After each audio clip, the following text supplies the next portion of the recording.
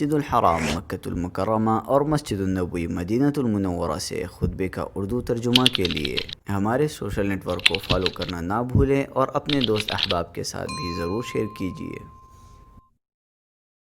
خطبہ مسجد نبوی شریف بتاریخ 26 ذوالقعدہ 1441 ہجری بمطابق 17 جولائی 2020 عیسوی بعنوان اشراف ذی الحجہ کی فضیلت۔ خطیب فضیلت الشیخ حسین علی شیخ، ترجمہ بآواز حافظ محمد اقبال راشد۔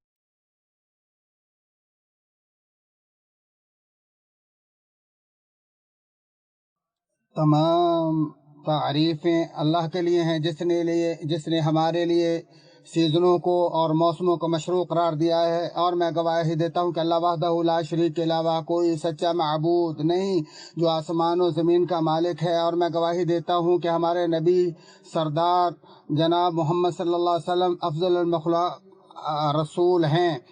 اے اللہ، آپ اور آپ کے آل و اصحاب پر صلاۃ و سلام اور برکتیں نازل فرما۔ حمد و ثنا کے بعد اے مسلمانوں، میں تمہیں اور اپنے آپ کو اللہ عز و جل کے تقوی کی وصیت کرتا ہوں۔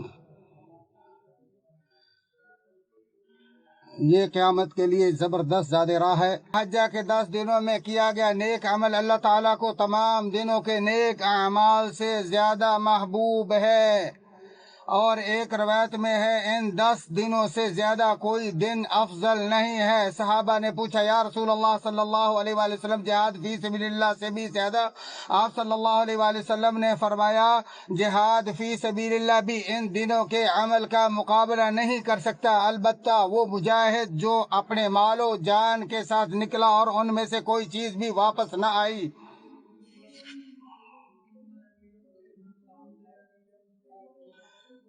بخاری شریف۔ بس یہ ایک ایسا سنہری موقع ہے جس کا کوئی متبادل نہیں، لہذا اے مسلم اپنی نیکیوں میں اضافے، گناہوں کے کفارے اور اپنے مولا کے تقرب کے لیے انہیں غنیمت سمجھو۔ مسند امام احمد میں سند حسن کے ساتھ ابن عمر نبی اکرم صلی اللہ علیہ وآلہ وسلم سے روایت کرتے ہیں کہ آپ صلی اللہ علیہ وآلہ وسلم نے فرمایا، کوئی دن ایسے نہیں ہیں جن میں عمل کرنا اللہ کے نزدیک ان 10 دنوں سے زیادہ عظیم یا محبوب ہو، سو تم ان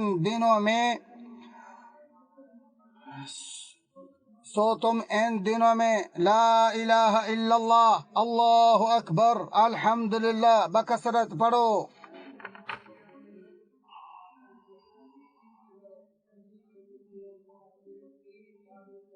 حضرت جابر رضی اللہ تعالی عنہ نبی اکرم صلی اللہ علیہ وآلہ وسلم سے روایت کرتے ہیں کہ آپ صلی اللہ علیہ وآلہ وسلم نے فرمایا، دنیا کے تمام ایام سے یہ 10 دن افضل ہیں۔ اسے ابن حبان اور بزار نے روایت کیا، اور ذاہبی نے اس کی سند کو حسن قرار دیا ہے۔ سلف صالحین ان دنوں میں خوب ڈٹ کر جد و جہد اور حصول نیکی میں خوب محنت کرتے، کیونکہ وہ ان کی فضیلت و شرف سے آگاہ تھے۔ ابو عثمان نہدی کہتے ہیں، سلف صالحین رمضان کے آخری اور ذوالحجہ و محرم کے پہلے عشرے کی بہت تعظیم کیا کرتے تھے۔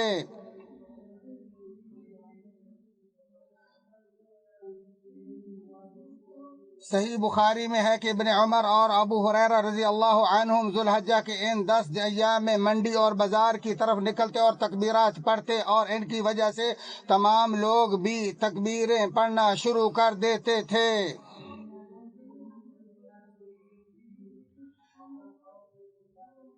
میمون بن مہران جو تابعین میں سے ہیں کہتے ہیں، ہم نے ان لوگوں کو پایا جو ان 10 دنوں میں خوب تکبیریں پڑھتے تھے، اور ان تکبیرات کے بہت زیادہ ہونے کی وجہ سے مجھے شبہ ہوتا گویا کہ یہ سمندر کی موجیں ہیں۔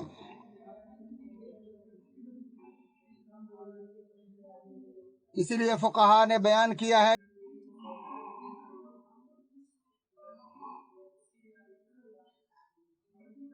علماء نے کہا ہے کہ ان 10 دنوں میں تکبیرات پڑھنے کی 2 قسمیں ہیں۔ نمبر 1 مطلق، اور وہ ان تمام دنوں میں تکبیرات کا پڑھنا ہے، اور ایام تشریق بھی انہی کے ساتھ شامل ہے، اور یہ ان تمام اوقات و مقامات میں پڑھی جائیں گی جن میں اللہ تعالیٰ کا ذکر کرنا جائز ہے۔ نیز یہ تکبیرات بآواز بلند اور جہری پڑھی جائیں گی۔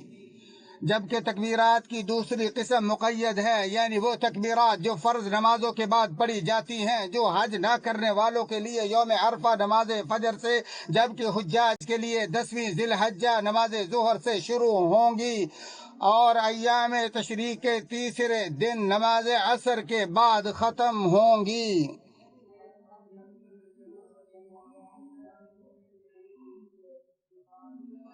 اور یہ تمام تر تفاصیل صحابہ کرام اور سلف صالحین کے بہت زیادہ آثار سے ثابت ہیں۔ تکبیرات کے زیادہ تر پڑھے جانے والے الفاظ یہ ہیں: اللہ اکبر، لا الہ الا اللہ، واللہ اکبر وللہ الحمد۔ اسی پر اکتفا کرتے ہوئے اللہ عظیم سے ہر گناہ کی بخشش مانگتا ہوں، سو تم بھی میرے اور اپنے اور تمام مسلمانوں کے لیے اسی سے بخشش طلب کرو، بے شک وہی غفور الرحیم ہے۔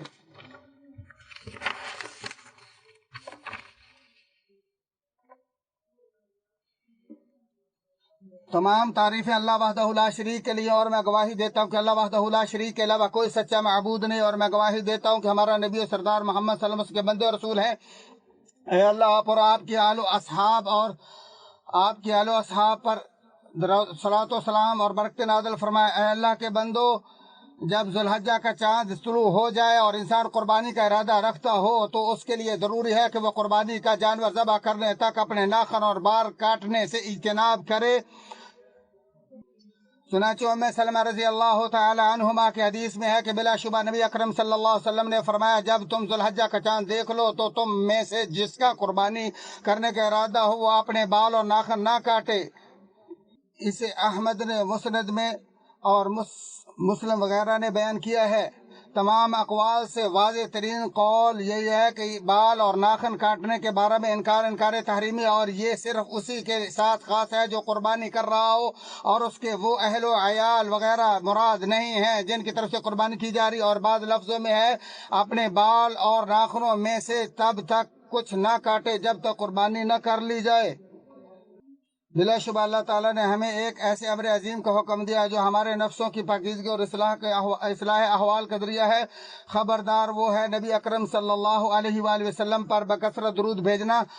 تمام سامعین کرام کی خدمت میں گزارش ہے کہ وہ فضیلت شیخ کی دعا میں شریک ہوں اور آمین کہیں۔ اللهم صل وسلم وبارك على نبينا ورسولنا محمد ما دارت الأفلاك والأجرام وما تتابعت السنوات والأيام. اللهم صل وسلم وبارك عليه ما تعاقب ليل ونهار. اللهم ارض عن الصحابة أجمعين وعن التابعين ومن تبعهم بإحسان إلى يوم الدين. اللهم اغفر لنا وللمسلمين الأحياء منهم والميتين. اللهم اغفر لنا وللمسلمين الأحياء منهم والميتين. اللهم ارحمنا برحمتك. اللهم اشملنا جميعا برحمتك. اللهم ارحمنا رحمة تغنينا بها عمن سواك.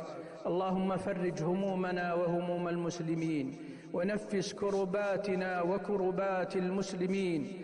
اللهم ارفع عنا البلاء والوباء يا ذا الجلال والإكرام.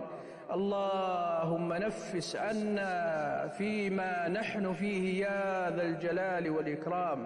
اللهم ارفع عنا الوباء. اللهم ارفع عنا الوباء. اللهم ارفع عنا الوباء يا ذا الجلال والإكرام يا حي يا قيوم.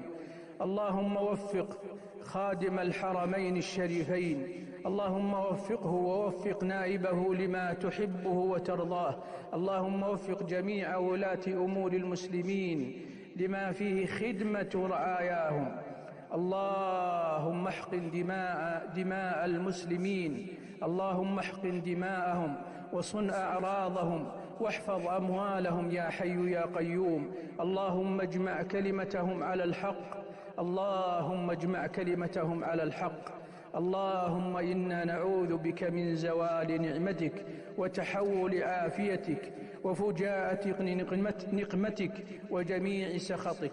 اللهم إنا نعوذ بك من جهد البلاء ومن درك الشقاء ومن سوء القضاء ومن شماتة الأعداء. وآخر دعوانا أن الحمد لله رب العالمين.